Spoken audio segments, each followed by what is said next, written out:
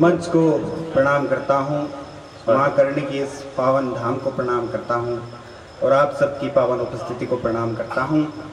अपने परिचय में केवल इतना ही कहूँगा, ये मंच पर विराजमान बड़े बड़े कवि, इनको कलम चलाने का सौभाग्य प्राप्त है, तो मुझे एक हाथ से बंदूक चलाने का और दूसरे हाथ से कलम चलाने का सौभाग्य प्राप्त है। मैं काव्य पाठ प्रारंभ करता हूँ। आज आपके सामने आप सैनिकों पे कविता सुनते हैं, आज आपके सामने एक सैनिक कविता पाठ करेगा। मैं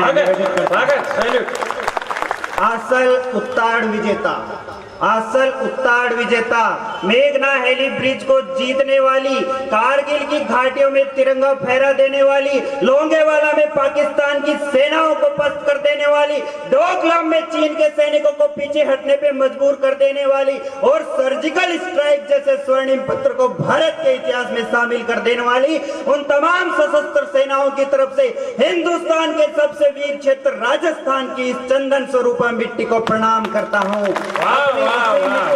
एक सैनिक का प्रणाम स्वीकार करिए।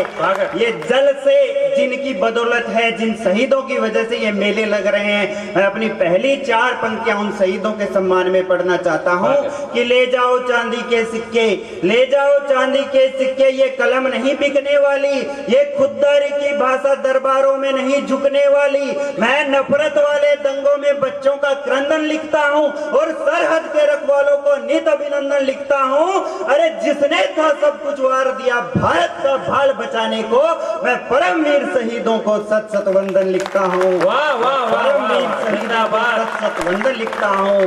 भारत की सेनाओं को अगर सबसे अधिक लाड ले जिस मिट्टी ने दिया उसका नाम होता है राजस्थान।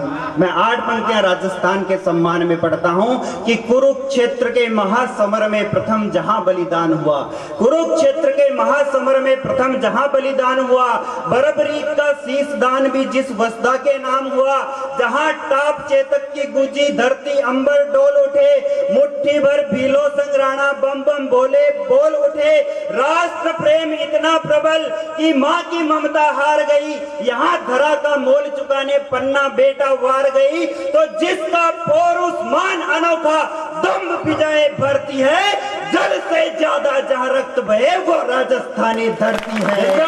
जल से ज्यादा जहाँ रक्त बहे वो राजस्थानी धरती है। मैं आपकी तरफ से भारत माता को आश्वासन की 4 पंक्तियां कहना चाहता हूँ कि लगता है आज भी महाराणा अकबर के संग अड़ा है, लगता है आज भी महाराणा अकबर के संग अड़ा है, मातृभूमि का मोल हमारे प्राणों से भी बड़ा है। अरे भारत माता निश्चिंत रहो, आंच नहीं आने देंगे, सरहद पर रखवाली करने राजस्थान खड़ा है, सरहद पर रखवाली करने राजस्थान खड़ा है। मैं बताना चाहता हूँ एक युवा क्यों सैनिक बनता है। एक युवा जिसके सामने भविष्य चुनने के अनेक रास्ते खुले हो, बावजूद उसके वो सेना को चुनता है, सरहद को चुनता है, कांटों की राह को चुनता है और दुश्मन की गोलियों के सामने सीना तान के खड़ा हो जाता है। मैं 4 पंक्तियां सैनिक के मनोभाव की पढ़ता हूँ कि मन तो मेरा भी करता है, मन तो मेरा भी करता है, मैं भी सपनों में खो जाऊं, मन तो मेरा भी करता है, मैं भी सपनों में खो जाऊं, बन के रांझना अपनी हीर का उसकी बाहों में सो जाऊं, पर कटते मस्तक सरहद पे देख मैं पल भर में तन जाता हूं, मिटा रांझना भीतर का मैं सैनिक बन जाता हूं, मिटा रांझना भीतर का मैं सैनिक बन जाता हूं। हम वीर रस के कवियों पे आरोप लगते हैं कि आप लोग चीख चिल्लाहट करते हो, प्यार मनोहर की बात नहीं करते, पाकिस्तान पाकिस्तान चिल्लाते हो। तो मैं 4 पंक्तियों में जवाब देना चाहता हूं कि जब भारत माता उरी जैसे हमले झेल रही हो, जब भारत माता पठानकोट जैसे हमले झेल रही हो, तो कम से कम मेरे मन में तो कोई श्रृंगार उत्पन्न नहीं होता। मैं निवेदन करना चाहता हूं कि मादक मधुर श्रृंगार की धुन सबको प्यारी लगती है, मादक मधुर श्रृंगार की धुन सबको प्यारी लगती है, तब मेरी भी लेखन की कला इस मोह पास में बनती है। पर जब जब आज इस भारत की वीर धरा पर आती है, बंदूक के संग संग कलम मेरी अंगारे बरसाती है, बंदूक के संग संग कलम मेरी अंगारे बरसाती है। जो पाकिस्तान जब से बंटवारा तब से लेके भारत के पीठ पीछे से छुरा घोंपता आ रहा है, अगर 4 पंक्तियों में इस देश लोक की वीर भूमि से उस पाकिस्तान को अगर एक सैनिक का जवाब हो जाए, तो आप सबका आशीर्वाद मांगता हूं कि जिसने आतंक को पनपाया, जिसने आतंक को पनपाया फिर ये शमशान वही होगा, जिसने आतंक को पनपाया फिर ये शमशान वही होगा। ना ही ये दंगे फैलेंगे, ना ही कुछ गलत सही होगा। बस एक बार मुकुम्बरो मोदी हम कसम राम की खाते हैं, इस दुनिया के नक्शे में समझो पाकिस्तान नहीं होगा, इस दुनिया के नक्शे में समझो पाकिस्तान नहीं होगा।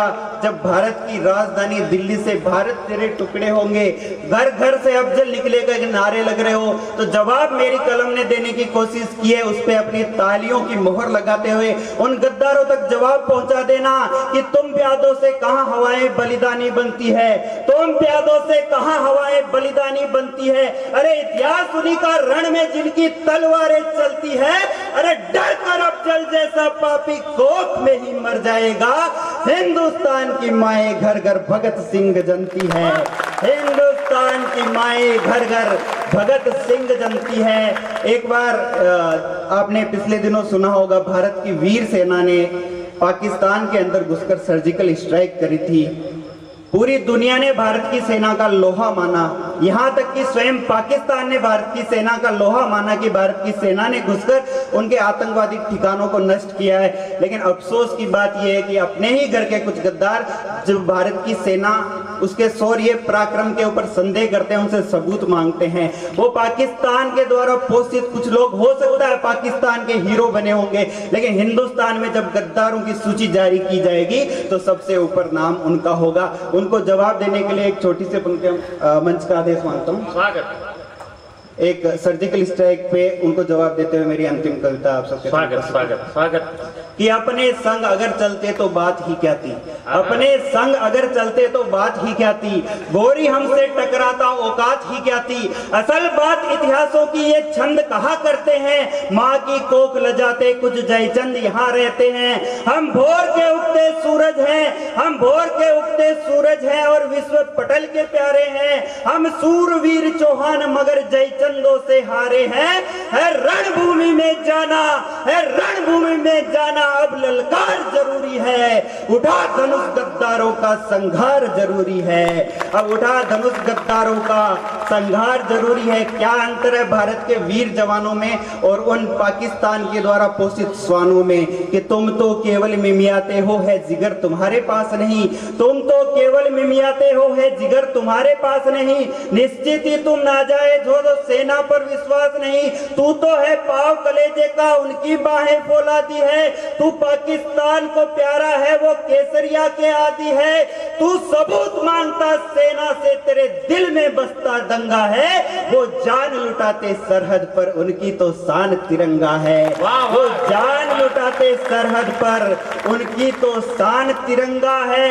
वो रणबंके रणचंडी के, वो रणबंके रणचंडी के तलवारें कर में रखते हैं और तुझ जैसे गद्दारों को वो ठोकर में रखते हैं, तो जैसे गद्दारों को वो ठोकर में रखते हैं। मैं उनको बताना चाहता हूं उसके पिता पाकिस्तान को हमने क्या सबक सिखाया था।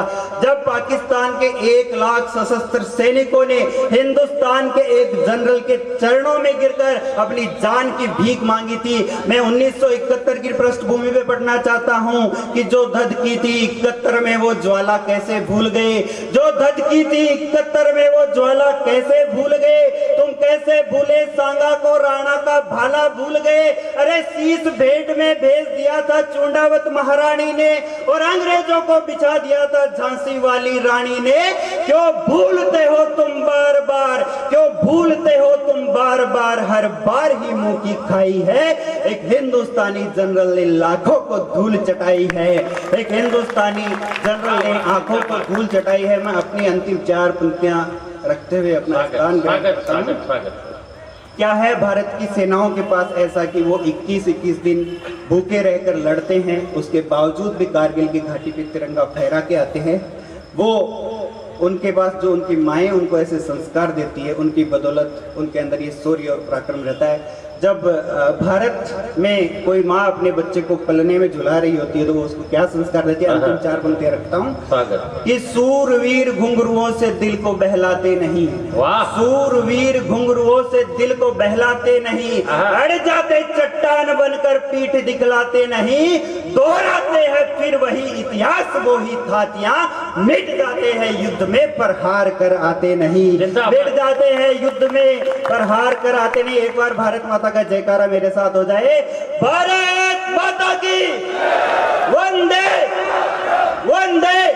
बहुत बहुत धन्यवाद। जय हिंद, जय भारत।